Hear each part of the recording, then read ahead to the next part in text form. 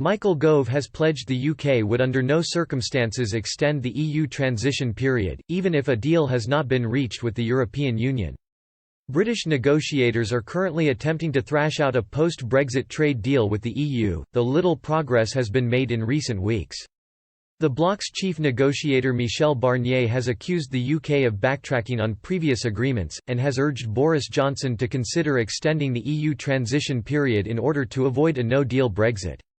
But today, one of the Prime Minister's closest allies categorically ruled out a Brexit extension. Speaking to the House of Commons, Mr Gove said, "The transition period ends on December 31, 2020. Under no circumstances will the government accept an extension. Indeed, we have a domestic law obligation not to accept.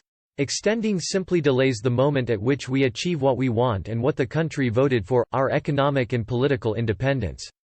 But Mr Gove said he is hopeful a deal will be made within this time, and said Mr Barnier is inclined to move on key areas in the trade talks.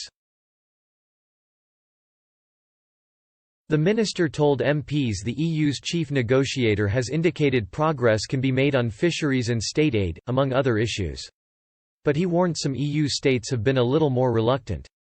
Mr Gove made the comments in response to a question by Tory MP Robert Courts, who asked what progress had been made in the recent round of talks.